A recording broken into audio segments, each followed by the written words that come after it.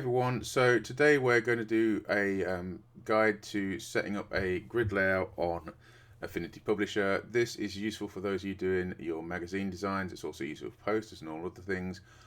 So let's get started. So what we're going to do in Affinity, to start a new document, we simply go File, New. Okay, it normally defaults to A4, so it should do that. Just click Create and let's get started on it. First thing we're going to do is we're going to add pages for our spread. So we're going to go to this Pages panel here on the left, and what you've got to do then is up the top here you're going to find this little button that's kind of a page with a plus in the top right, and if you hover over it, it says Add Pages. We're going to click on that and it will default to add 2 pages. Okay, so you just click OK, and now in your left hand panel, look, you will have the pages 2 and 3. So we've got all the pages we need. Now the next thing we're going to do is we're going to work with our master page. Now again, yours might be closed like this. If it is, just click the little arrow next to the word master pages and it will drop down.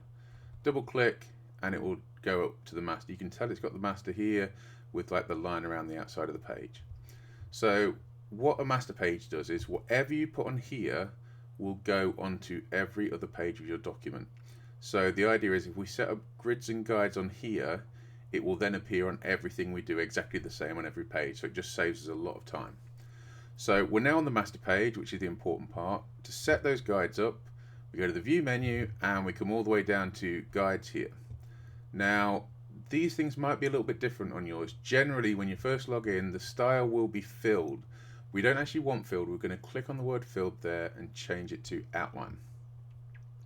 With the colour, just pick something bold and bright that will really stand out. So either a blue, or today I might go for a red, so let's do that. Again, your colour wheel might look a little bit different to mine. It's just because I'm on a Mac, but things work generally the same on both, and the shortcuts I'll use are going to be PC shortcuts.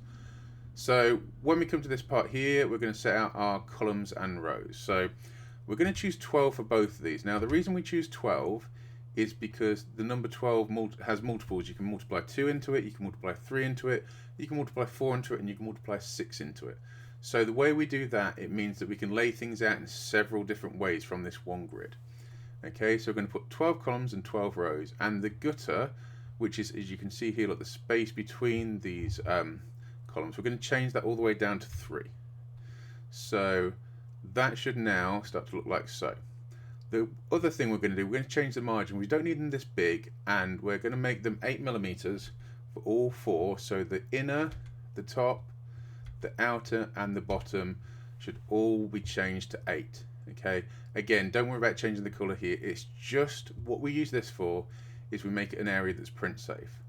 So if we now click close, you'll see that everything's displaying as we expect it to. We've got this 8mm space around, and then we've got our grid there with these little gutters here which we can use to help divide and space and give things breathing room. So that now means we have it on a master page, and when we go back to our pages panel here, look, and we click on page 1, it's on there. Page 2 and 3, it's on there. If we decide we want to add more pages, click on that little plus and we're going to add some more pages, and again it's on there. So every page now has that grid on, and that's a real good starting point to leave this lesson at. Once you've got this done, we'll move on to the next lesson, which will be starting to lay things out and using artistic text.